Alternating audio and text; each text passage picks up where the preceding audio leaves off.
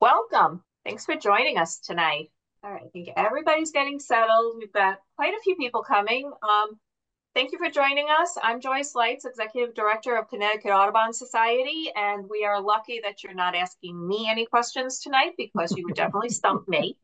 But our naturalists who I rely on and who are quite knowledgeable are going to try and answer the questions that you've sent in and identify the photos. We also have a few polls and quizzes. Tonight with me is Deb Eccleston, our membership manager, who you've probably heard from quite frequently. She's amazing at doing what she does, and she's very creative on coming up with ways that you can be stumping us. And we also have Tom Anderson, our Director of Communications.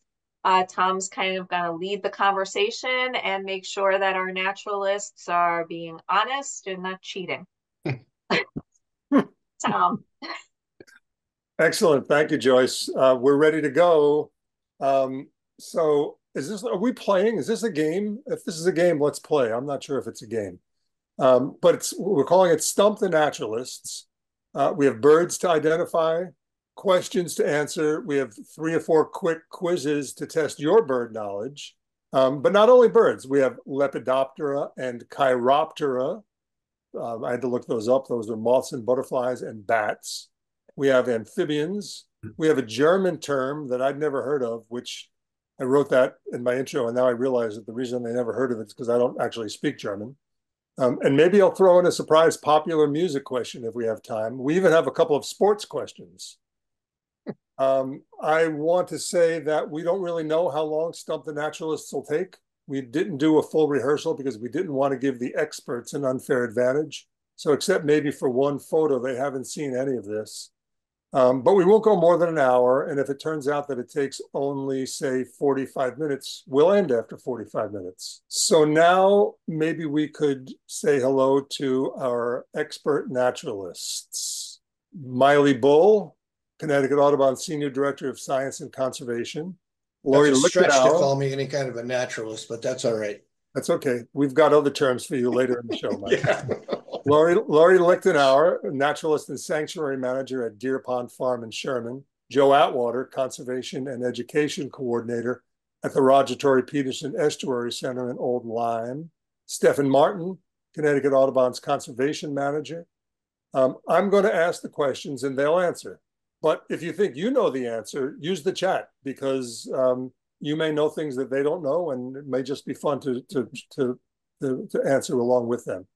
So the slides, by the way, are all the work of Deb Eccleston, who you met before. She took what you sent in and added others and turned them into something that seems like it's going to be fun. So we're ready to start with question 1. This is from Jeffrey Cohan, and it's simple. Please ID. I'm stumped. I'm stumped too. I have no idea what this moth or butterfly might be. Oh, I thought it was some kind of a warbler. Anybody know? Stefan knows. Let's see. Oh. He wants us to figure it out in front of him.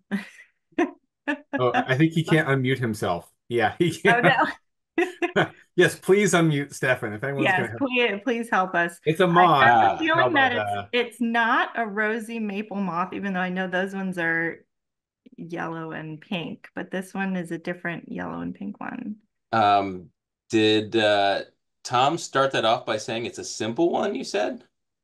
I said it'll be easy for you specifically. Okay, gotcha. Well, I believe this is a chickweed geometer moth. There are a lot of different moth species in the state in the Northeast, and a lot of them will look similar, but I'm gonna lock in my answer as chickweed geometer moth. Okay, well, then Did that come out of my clothes closet? it came out of a box of Wheaties, I think. The truth is, Stefan, that we don't know either. So all right. Whatever you say Well, it is. Yeah, the chickweed geometer moth have those 2 spots on the forewing as well as that that band across both wings. I'm not exactly sure if it has the same antenna or not, but yeah, I would say that the very least, it closely resembles a chickweed geometer moth. And So does it feed on chickweed or rely on that for? it does. It feeds on chickweed, and I think it also feeds on like clover as well, which is often a nice delectable for moths to eat as well.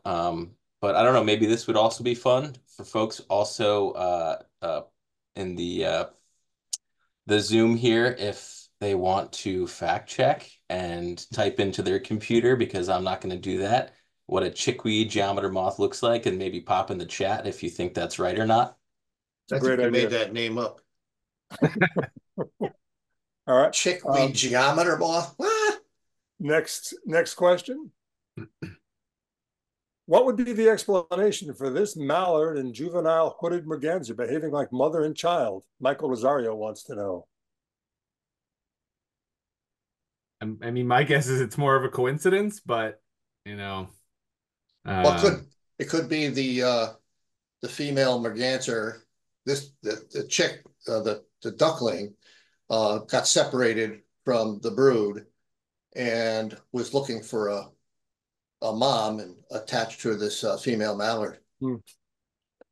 Yeah, there's often in some duck species nest parasitism, which one species will lay their eggs in another species' nest. We know this with like the brown-headed cowbird, for instance, one of the songbirds that we're familiar with. But that wouldn't be the case with this instance because mallards don't Are not cavity have nesters. cavities, and Right.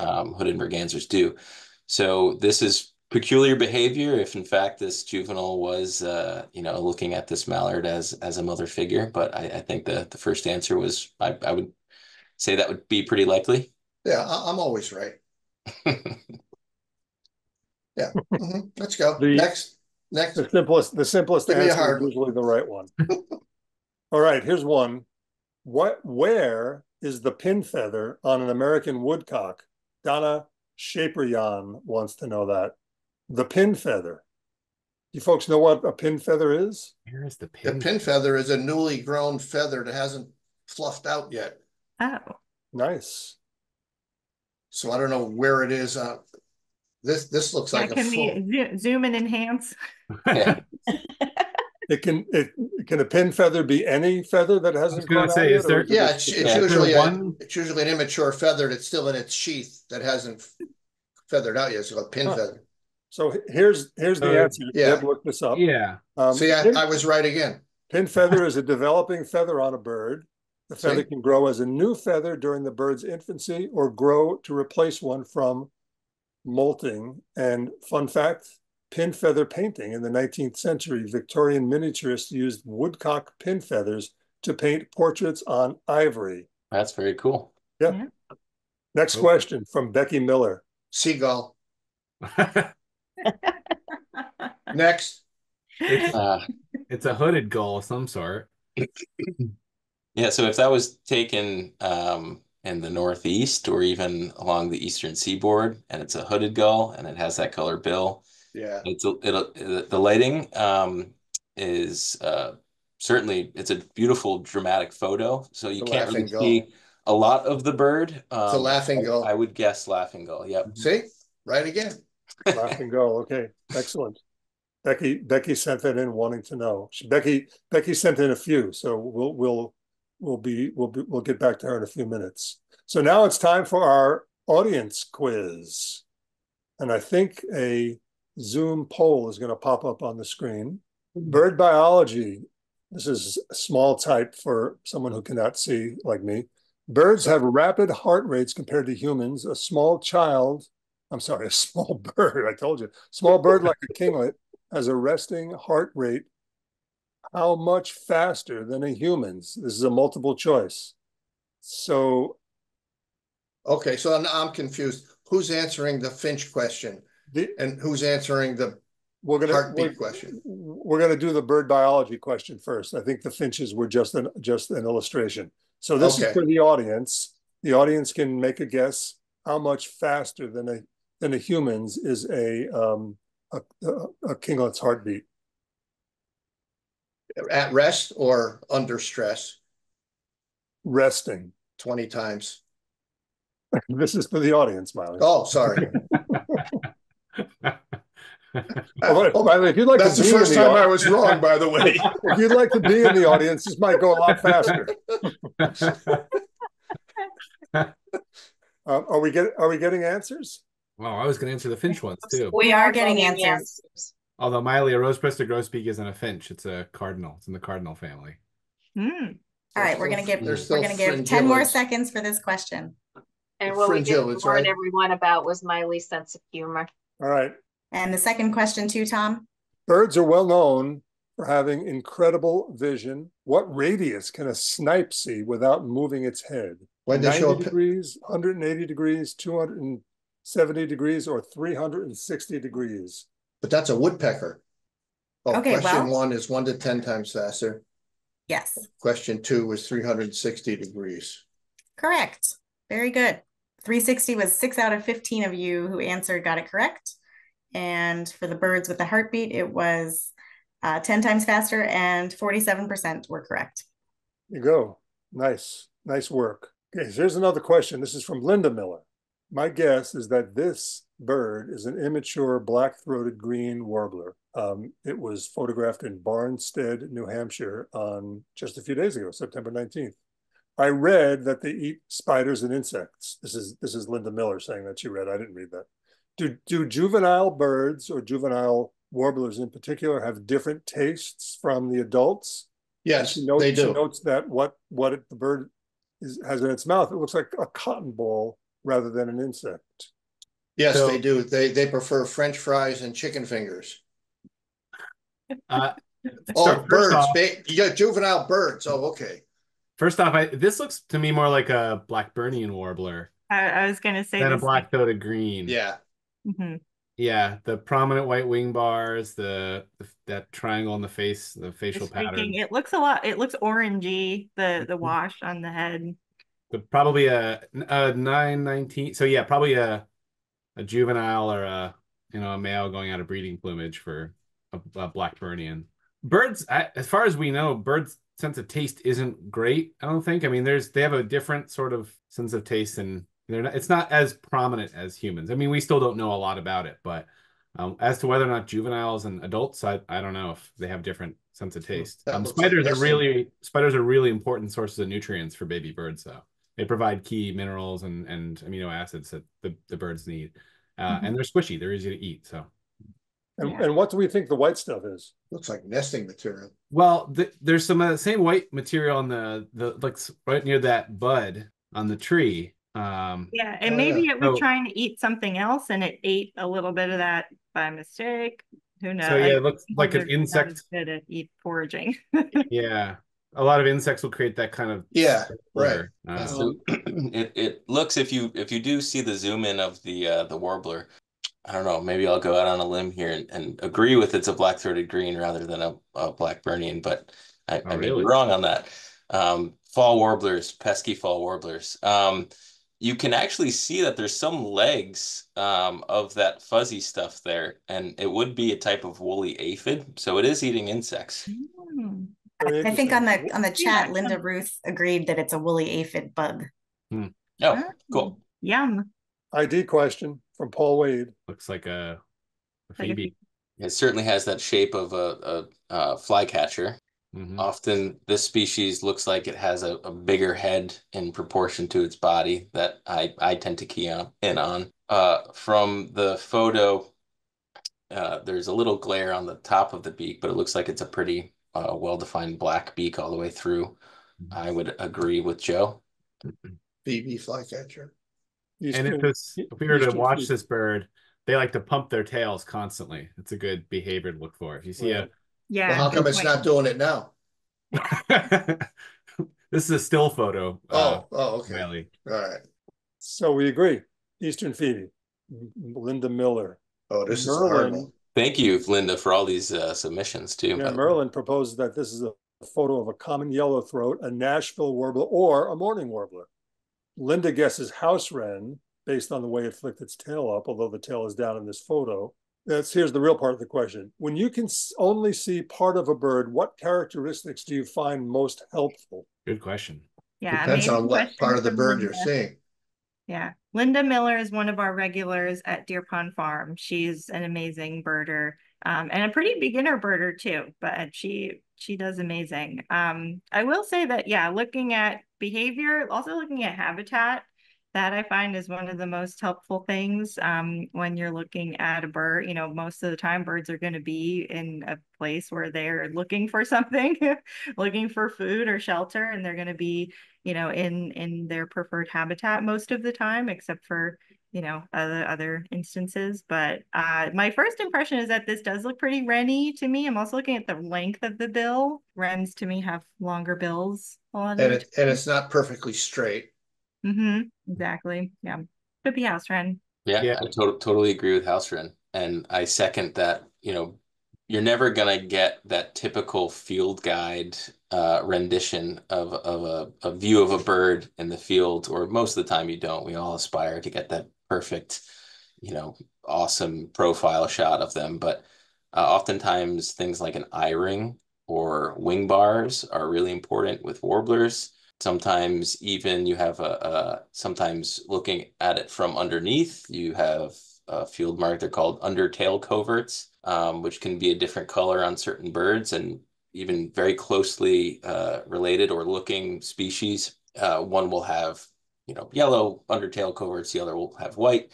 So that's also a good field mark. But oftentimes you need to kind of pair a couple field marks together in order to get a confirmation on your ID. So much for Merlin, huh? I agree with Lori too about, you could have two of the same species right next to each other and they can look very different. Oh yeah.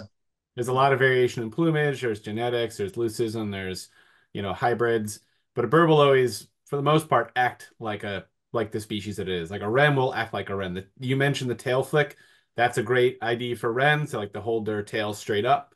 You won't see a warbler doing that. So that is going to Yeah, but you'll see Phoebe's doing that. Yeah. Well, yeah, they're bobbing, but yeah. So yeah, behavior, habitat, time of year, range maps can tell you a lot as well beyond just, plumage. Excellent. That's a great question. ID, Becky Miller. I'd like to know what bird this is. I may even be able to age that bird. Yeah, that's the common yellow throat too. Looks like a male. Hatchier male. Yeah. Common yellow throat. Start of the black mask Yeah, on exactly. Right. Yeah, right under the eyes, molting in. Really wonderful little warblers. I'm just gonna say I'm really impressed by you guys. You've already outdone any of the rest of us normal humans on your bird watching. So thank you. Jinxing us. The next one's going to be Merlin. Immature bluebird, a female bluebird. Townsend, solitaire, mountain bluebird. Wait for the question, Miley. Yeah, sorry. Where was this taken? Because we're talking about Western bird, Townsend solitaire and mountain bluebird. Those are Western birds. So where are we? Juvenile Eastern bluebird. I believe it's okay. I was going to say I think the photo was taken here in Connecticut, which would make you question why Merlin thought it was a Townsend solitaire or a mountain bluebird. But it's a thrush. You can tell by the spots on its breast. Yeah, and so all three of the birds that are mentioned on the screen are all related to one another. So that's telling in its own.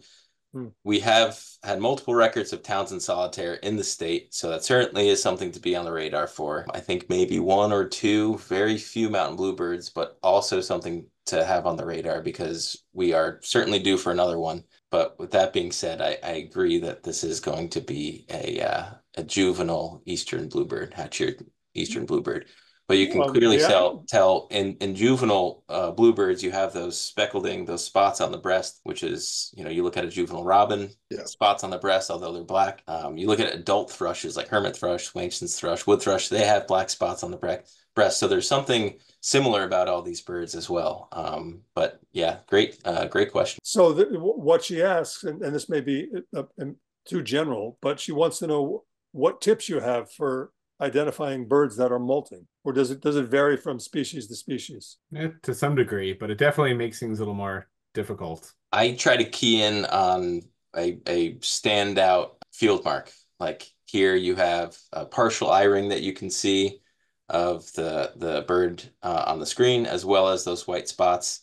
So those two combined, if you were to get a better look at the side of it, you'd see more juvenile feathers on it, but even just the shape and size of the bird with that partial eye ring with the white spot. In this case, it's the head shape and the bill shape are key. Yeah, and that kind of goes back to one of the previous questions about behavior, habitat can be good clues, even if the bird doesn't look like what you're used to a bird. This doesn't look like what most people think of as a bluebird, but behavior, habitat could tell us as well. Look for other birds that it's hanging out with, especially when you have young birds, if it's hanging out with adults of the same species. Right. And bluebirds are usually in groups. And a lot of the time, too, especially with birds that are blue, like bluebirds, they don't look blue all the time because their feathers don't actually have blue pigment in them. So sometimes it might take a little bit of patience to see them turn in just the right way that you actually get that little flash of blue that might not be as vibrant at this time of year. All right, another audience quiz. You can find this bird spiraling up tree trunks and branches. They probe into crevices and pick at loose bark with their slender down curved bills and build their hammock-shaped nests behind peeling flakes of bark. Nope, this one they can pop the answer in the chat. This is one of my favorite birds. I love these. They're crushing it. Stefan heard one today. Yeah, I heard a couple of these ones earlier. Yeah, I had a bunch yesterday. Yeah, they're hard to hear. This is a brown creeper, but so Jeopardy. Well, this is like Jeopardy. I'm going to give you the answer first. You tell me the question. They attack from a specific angle to correct consistently for retraction. What kind of birds are we talking about? That's for the audience, right? Or you. Osprey. The actual question was, how do herons and egrets catch small fish despite the bending of light on the water's surface? Oh, herons and egrets. All right. Yeah. There are some birds that the shape of their eye actually changes as soon as they go underwater to compensate for that change, like instantly going underwater. I think some might be terns or kingfishers or some bird that. Ospreys adjust it before they hit the water. Okay.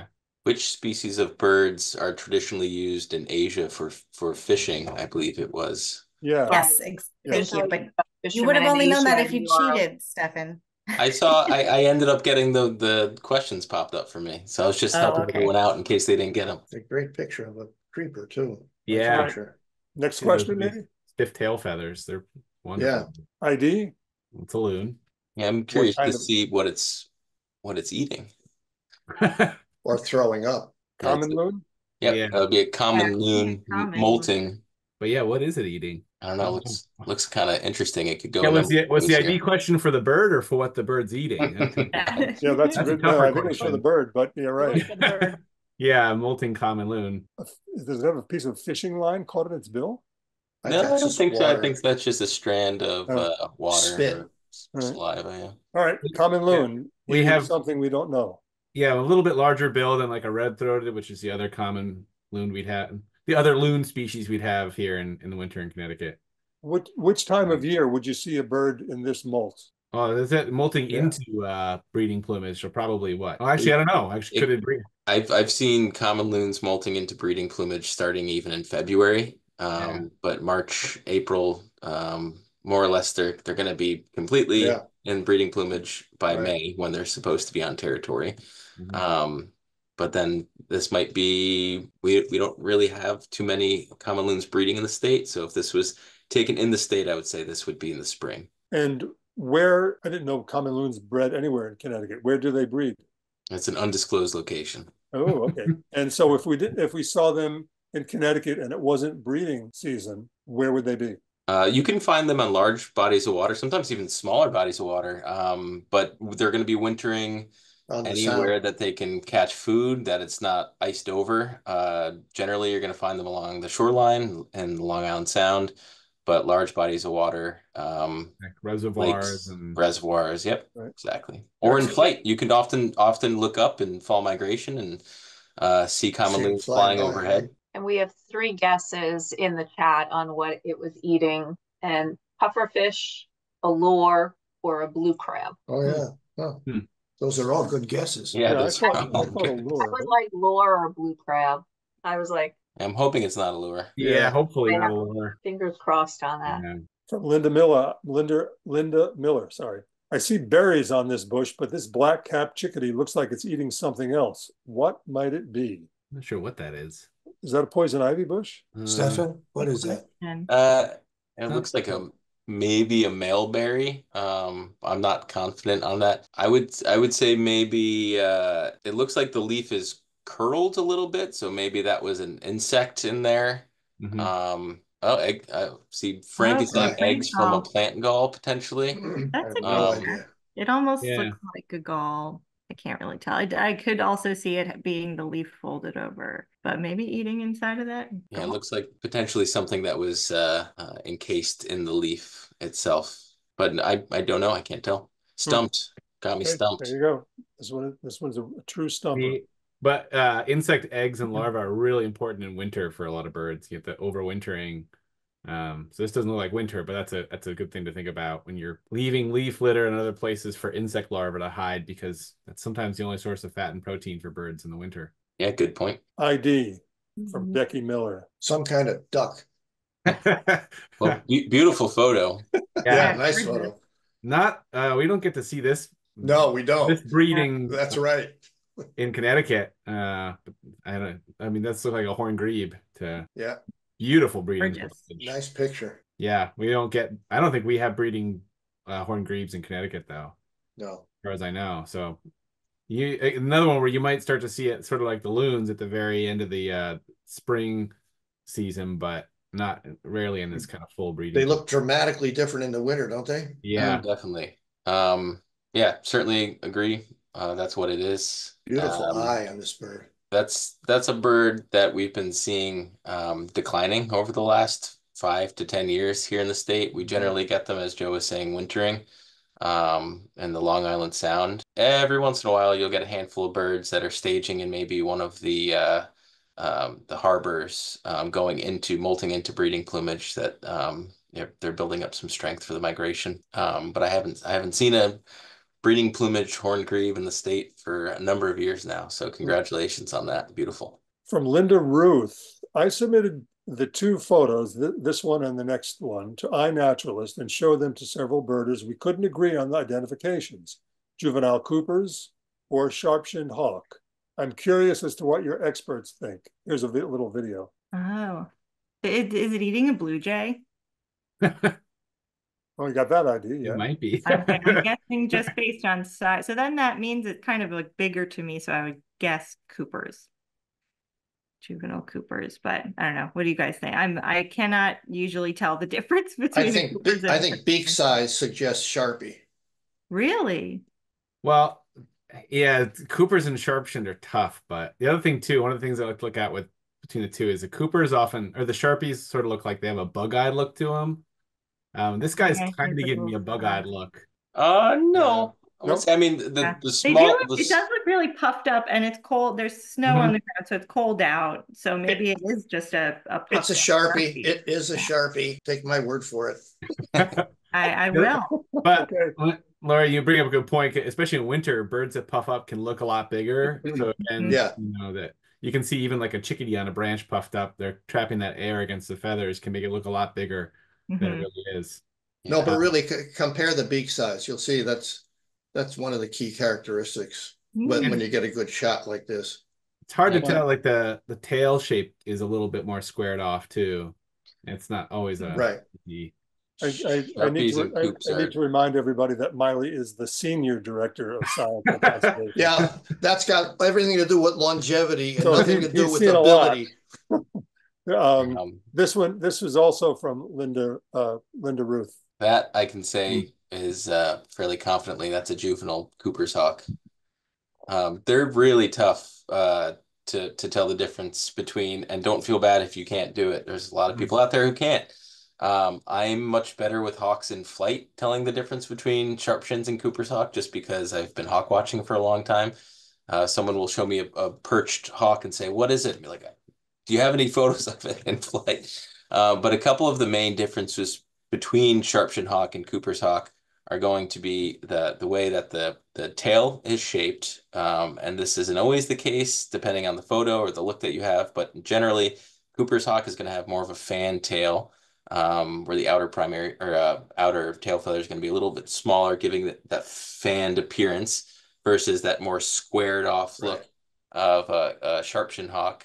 Cooper's hawk tend to have a much bigger head projection compared to a Sharpie, and especially in flight, the way that they hold their wings, and then the way that they flap as well. Sharp-shinned hawks are a lot snappier and quicker flapping compared to a Cooper's hawk, but I would say this is a juvenile Cooper's hawk. This one hasn't flapped for a while. Yeah, it's not flapping on me right now. So this is the same bird as the previous photo. It's interesting. No, No. I was going to say, okay. No. The other one looked like very much a sharp shin, but yeah, this one I'd agree more of Cooper's. Excellent. Another audience quiz. Pictured is a female of one of the most abundant birds across North America. If our experts know this, please don't say. Let's let the audience. Just in the chat, put in your answer if you want to. And while you're thinking about it, I have a question that is related to this. What is the common name of the most abundant bird in the world? And none of the panelists can answer because you already know. The common name of the most abundant bird in the world. Put your answer in the chat. The answer is chicken. I was going to ask you, Miley, wild or domestic? So, because that makes a difference. And which one of you would like to tell our audience which species this is? Becky got it right. Yeah, they know. Yeah, looks like a lot of people got it. Out of context, a lot of the time, this bird looks totally off. Very sparrow-like. If you took it out of the field. But yeah, everyone that I saw got it. Good job. Excellent.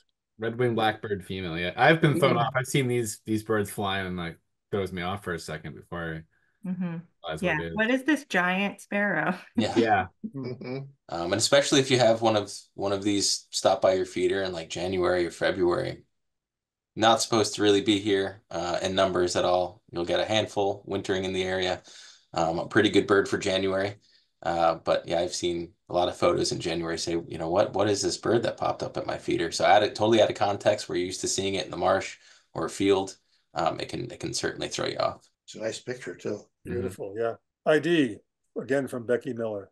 This is a species that one of our wintering shorebirds that we'll have on the shoreline here. They're actually quite rare inland, up in like Hartford County area. If you happen to see one of these at any time of the year, even in migration, they're quite rare because they don't tend to stop inland like that. But they're large. They have a whitish head. They chase the waves up and down on the beach. I think there was it Pixar that did a little yeah right yeah yeah, it was kind of cute. Are we going to say the Sanderling? It was called Piper, but there's not Piper in the name. No, this is Sanderling. Yeah, it's also one of a really pale shorebird in the winter. It's, you know, they don't look like this in the breeding plumage, but they're really pale grayish white in the winter. And yeah, like Miley said, in small flocks going back and forth chasing the waves as small invertebrates are kind of queued up from the waves. The Roger Tory Peterson field guide from my era, which was 1980, described them as being like wind-up toys on the beach. Yeah. From Sandy Newton, what are the greatest survival risks for osprey nestlings in the first few weeks after hatching? Miley, you wanna tackle this one? I would say starvation. And weather. Yeah, I would weather say and starvation. Exposure would be right up there with starvation. Yeah. Predation is a pretty close third, right up in there with that group. Why would an osprey nestling starve? There's just not enough food and generally the smallest one in the clutch is the one that goes. Right. Sometimes it can be an inexperienced osprey pair. It's their first time trying to hatch young. I've seen it happen before where they just don't get it, the concept of trying to feed the young the way that they should. These birds eat a lot. They grow every 10 minutes. They're growing. Yeah. It's pretty incredible to see. The other reason is one of the parents might unfortunately succumb to some unfortunate event and pass away during that time. And it's all left up to one of the parents. So that's often difficult for a single parent to try to do. But the greatest survival risk is probably weather and food. Yeah. A cold snap or too hot or either? Either, yeah. That's why we have to make sure we protect our forage fish and menhaden in the Long Island Sound and Atlantic Ocean, even the Gulf of Mexico. It's the number one prey item for osprey. All right. Now we're up to the Chiroptera. This, by the way, is for you guys. Which of the 3 species of New England's 9 bats are long-distance migrators traveling to the Gulf of Mexico for the winter? Oh, man. Well, there's only 9 species, so we only have to pick 3. So maybe the species odds are on our side as opposed to this question being about birds. Silver-haired. I got one of them. Silver-haired eastern red bats. There's big brown, little brown. Stephanie, are you Googling? Yeah. No, my hands are up here. I think it's the vampire bat is one of them. Should I show my hands the whole time? Yeah. Yeah. Cheating. Sure. All right. So should we show the answers? My knowledge of bat migration is. See, I got one right. Thinking about saying Lori, I think Lori said eastern red. Yeah, Lori said eastern red. My 3 guesses because those are the ones I know. Nice. Oh, Indiana. Okay. That's an endangered species. The remaining travel less than 300. Which songbird family derives its English common name from a Latin word meaning to be green, which many of the family's members are? Greenish, anyway. Songbird family. I guess vireos. Yeah, I would guess vireos too. Yeah, like very. Bingo. Vireo. Okay. Yeah. Vireo olivaceus. Yeah. All right. That's a good one. All right. So, Miley, this one's specifically for you. The folktale Chicken Little features a farmyard full of bird characters. Which of the following is not one of Chicken Little's companions? Crowy Joey, Henny Penny, Turkey Lurkey, or Goosey Lucy? Turkey Lurkey. Is not? Okay. I'm going Henny Penny on this one. I'm going Crowy Joey, and maybe it's just slightly biased. Yeah. Henny Penny, final answer. Oh, there we go. Crowy Joey. Wow. Something about that just didn't seem right. Okay. Crowy Joey. What's the color of a fledgling crow's eyes? This is for us, right? Yeah. Well, whoever put this question up there, thanks for reminding me I'm colorblind. It happens all the time. Okay. You don't have to be colorblind because they're gray. I would say brown. I've seen okay, gray blue. There you go. All right. Yeah, I've never seen a fledgling crow's eye. That's a good question, but it's a good point that some birds have different colored eyes when they're younger. I mean, like the osprey eyes change. Yeah, red-eyed vireos. A lot of people have shown me pictures of red-eyed vireos, not realizing. Oh yeah, it is blue. I raised a fledgling crow. I always thought it was gray, but that's definitely blue. I just want you all to know that Kathy Hagedorn, director of Deer Pond Farm, she got it right before you did. All right. So this is the first of our. She's a lot smarter than any of us. Name 3 of the 5 NL teams with a bird as their mascot. The Eagles. The Eagles, yeah. What does NFL stand for? The Ravens? And the Ravens. Oh, yeah, Ravens, there you go. That was easy. Let's see. Are there 5? Oh, I was going to say the Cardinals. I wasn't sure if that was baseball or football. I mean, I don't know. Yeah, so here's my supplemental bonus question for which there's no actual prize. Which is the only professional sports team in North America whose full name is also the full common name of a songbird? It's got to be Baltimore Orioles. You got it. Baltimore Orioles. All right, that's it for sports. Oh, thank God. Audience quiz. This photo is the smallest shorebird in the world. What's its name? It's a. Come on, Joe. Is it a stint? Oh, wait. No, it's not our. It's the audience. Oh, it's the audience there. Yeah. Oh, quick audience quiz. I can't read either. Quiz. It's not a trick question either. It's a bird you find in Connecticut. Yeah. And that clue is also helpful if you're on the fence about a couple of these potential shorebirds that we have. Mm-hmm. Is it appropriately named? Yeah. But the shorebirds are tough. That's especially in the fall. I mean, the peeps. You get a 3-second view of one, and it could be any of 6 or 7. And yeah, to Miley's point, it could be. I've probably seen stints and just had no idea. I've been looking at a stint. Right. So a lot of people in the chat got the answer that I was told is the right one, and I definitely don't know myself. Least sandpiper. Huh. Yeah, it is That's indeed the smallest in the world. Wow. You got to ask Deb. She put the question. Do you know who the largest shorebird in the world is? No. I don't know. Hudsonian Godwit. No, definitely, you know it is. It's not what we find in Connecticut, that's for sure. It's the far eastern curlew. Oh, okay. Makes sense. Curlew. Yeah. Yeah. It's a big bird, yeah.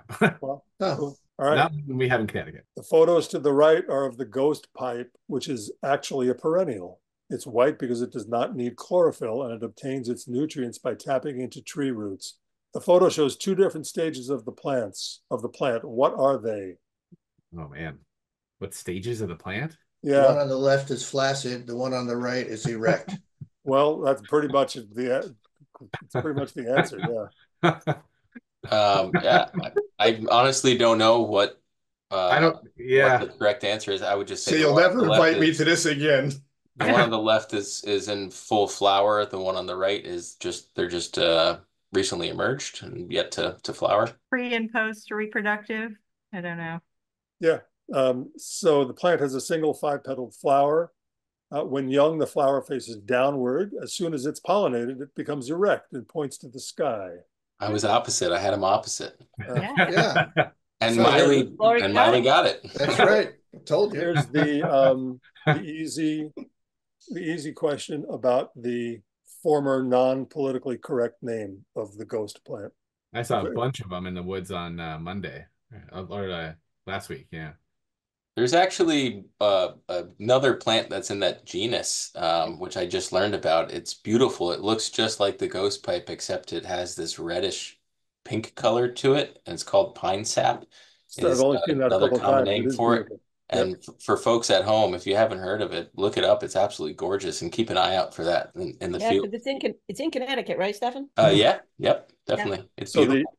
the ghost plant used to be called Indian pipes. 3 species of frogs in New England that tolerate being frozen. What are they? Well, it's the wood frog, I think, is the most well known. But other two, huh? Spring peanuts. Yeah, spring peeper. I would say Yeah. wood frog, spring peeper. Great tree frog? Yeah, tree frogs is my other guess. Answer? Nice. Wood Oh, frog. there we go. Okay. Great tree frog. Yeah. All right. So what's the name of this? Oh, this is a great one. What's the name of this toe configuration? 2 toes pointing forward, 2 backward, and which birds utilize it? It's diacotyl and Big woodpeckers. woodpeckers. Woodpeckers. Ospreys can reverse their toe too, And owls. Owls, yep. and owls, right? But yeah, woodpeckers definitely, except the three-toed. Zygodactyl, that's right. Three-toed and the blackback don't have and then one more have 3. And parrots. Parrots, yeah. I didn't know that. All right. Not There you go. Zygodactyl. That was the name. Zygodactyl, yeah. Right. Getting close to 8 o'clock. Oh, this is a great one. What's the definition of the term Zugenrua? It's migratory restlessness. That's great. Who said that, Joe? Wow. Nice. I love that word, yeah. Nice, Zugenrua. They were So some here's of the the first question. in that migration research, yeah. That's the Good name for of you. Wait, go back to that previous one because I have another bonus question. Joe and I have a band, Zugen. Zugenrua. That's a great idea, actually. I have a pop music question. Can anybody name the song or the artist, popular, well-regarded singer-songwriter from the 1970s and 80s who wrote a song without using the word about Zugenrua? No. Very well-known singer-songwriter. Bob Dylan. Anybody else? Anybody in the chat? Some of you older folkies might know it. It's Joni Mitchell wrote a song called "Urge for Going." And it's about migratory restlessness of birds, but also about her feeling about her relationship. Some other names for jewelweed. Oh, cool plant, really cool plant. And this is why. One of the names is Touch Me Not. Yeah. And if folks haven't had the pleasure of brushing against the jewelweed in the field, now is the perfect time to do it. Spotted touch-me-nots, yeah. Snapdragons, I've also heard. They're really great for hummingbirds. That nice late They provide, fall nectar plant for them. They're all over the center, and the hummingbirds go crazy for them. Yeah, the seed pods are really cool a really fun thing for the kids if you have kids or grandkids. When the seed pods are mature, you touch them and the seeds spring out multi-feet. It's pretty cool. As Kathy Hagedorn just pointed out in the chat, the leaves are considered to be an antidote to poison ivy. If you mistakenly touch poison ivy, get some of these jewelweed leaves and rub it on the spot. Crush them up, get the sap out. Yeah, the sap is gelatinous. And it's called jewelweed too, that when it rains or it has dew on it, the water will collect on the leaf and it looks like this little bright jewel. It has this reflective quality to it. It's really pretty plant. Underrated plant. If you've ever picked up a banded woolly bear caterpillar, you know that their immediate reaction is to curl up in a ball. Because of this behavior, they have what nickname? I don't know. I didn't know this either. I didn't know there was a nickname for these. Me either. I thought woolly bear. I thought something about hedgehogs, but okay. Yeah, makes sense. Yeah, that's a great nickname. Yeah. So you can read the fun fact, but what moth or butterfly does the woolly bear turn into? Oh yeah, I forgot about this one. I think it's a tiger moth of some sort. Yeah, not Isabella tiger moth. Exactly. Yeah. Nice. Yeah, it is. Yeah. And there's also other caterpillars that resemble woolly bears, but they can be all black, and other forms of tiger moths as well that do a similar behavior as well, curling up. Audience quiz. Often seen in the garden and many times mistaken for a hummingbird. What is it? The plant is Verbena bonariensis. Okay, so there's also a couple different species of this. I've seen these at the center actually. Insect. Yeah. Looks like our audience has it. Yep. The two that we have here. Yep, there you go. Nice. Snowbird clearwing and then hummingbird clearwing moth. Yep. But which clearwing is it? There's which one was that? Oh, I know that hummingbird clearwing. The hummingbird clearwing. And the bottom one here is the snowberry. Snowberry. Okay. You can see there's a little difference in the color pattern to it, and the black band and the facial pattern as well. Black mask. All right, now we have so Matt here it is. I know it. I'm glad I know it. I'm pretty sure I know it. Yeah. I don't know. Did Matt give us the answers? I forget. So what do you? Okay. What do you? I got the answers. Okay. So this is a good one where you only get a very few field marks to look at this bird, to pick off from this bird. It has, unless it's an artifact of the photo, it has colored undertail coverts and otherwise very drab in color, gray overall. Yeah. The wing bars might be blocked by the branch. It has a little eye-ring, hint of an eye-ring. Unfortunately, you can't see the beak. I don't think that we have a record for this bird in Connecticut. This isn't a Connecticut bird, right? No. Yeah. But I was lucky enough to see one in New York a number of years ago. And my photo looked very similar to this one. So I'm gonna guess this is a Virginia's warbler. Yeah, very good. Nice going. Also something to keep on the radar. Oh, geez. Oh, brother. Yeah. It's a shorebird. It looks very stint-like to me. What I was. I would say yeah. It would be they're a little or rednecked. I would go with little over rednecked. Yeah, I was thinking little as well. Yeah, nice. Good job. That's the quickest anyone's ever ID'd a stint. I know. Yeah. Get us out in the field though, and we can't do it. Yeah. So. Oh, Jesus. Oh boy. Yep. It's a. Did it? So it looks like a gull, but it's not a gull. No. It's like a cross between like a falcon and a gull in appearance. It has those very pointed wings. It's a juvenile bird. You can see the coverts are edged with this cream color, as well as the back feathers. The scapulars are all edged in this cream color. If you watch the osprey camera, you can see a similar edging on the juvenile osprey. So I would say this is the juvenile bird. It's pot-bellied. I'm terrible with Jaegers. It's a Jaeger of some sort, but any other guesses before I just throw out? Or yeah, I'd say either, and not a long tail, maybe no, it's not a long tail. Parasitic or Pomeranian. Oh, it is a long tail. Oh, wow. What? Okay. That's the answer Matt gave me. Yeah. So I believe it. Just to let everyone know, Jaegers are a group of birds. They're a really cool group of birds. If you haven't heard of them before, I highly recommend looking into them. They're bullies. They'll chase around other gulls and birds to try to catch the prey that they've already caught. And they're very difficult there's experts in Jaegers. There's books on Jaegers specifically on identification. So,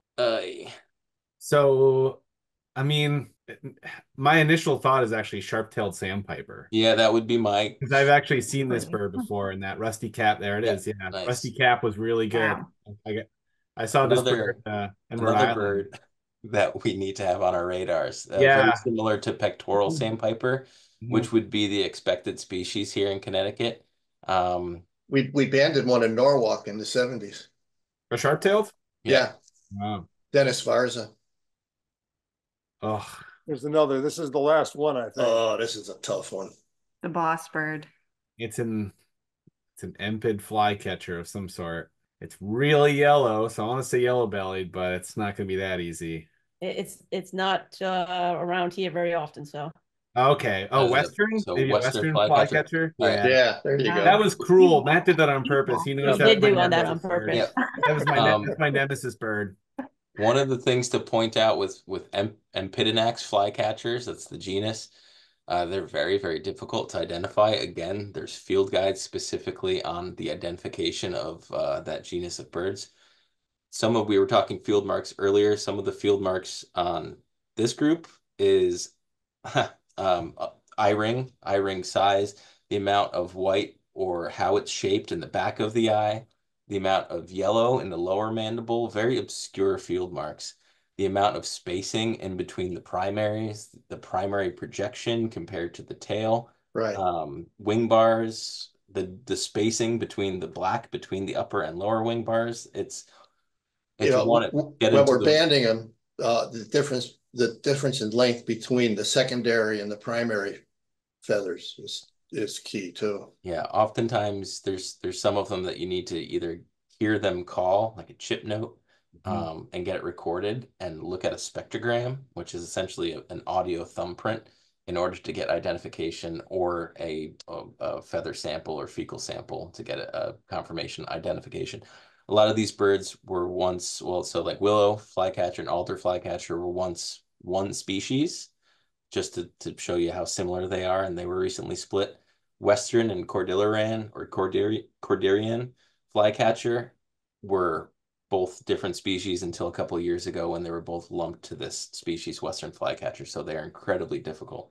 Yeah, Western's interesting because it was one species and then split, and then now they're lumped again. So yeah, this is a tough group and a headache for sure. And yeah, Matt knew this was one of my big nemesis birds from last year. Did that on purpose. Good. All right, so that's going to be the last slide. If you liked what you saw, leave a message in the chat. If you didn't like what you saw, you can tell also leave a message in the chat. Yeah, I'll give you Miley's email address. Yeah. Because I'm going to write what I didn't like. This is September membership month. It's membership month, and just for everyone that signed up for tonight, we're going to take a random person's name, and you guys will get a free bird feeder. So thank you so much for coming. Thank you, everyone. Thank you. Yeah, thanks for submitting questions and photos. Thanks to our naturalists. I think we did pretty well. For your participation tonight, you will be getting this nice, cool mug, since you pretty much all crushed it. What's the other side of it say? Yeah. I might write on it. I'm not sure. Get a life. Overwhelming response on the chat was that this was a lot of fun. So great job. Thank you so much, you guys, for spending your Tuesday night with us and showing us how smart you are, making the rest of us feel like we're never going to be as good as you are. But it's always a challenge. Come on our walks, and come to our programs, and happy to answer any questions that you have, and look forward to seeing you all in the field. Thank you. Let's do it again. And as always, this is a best team, and thank you, members, for joining us tonight.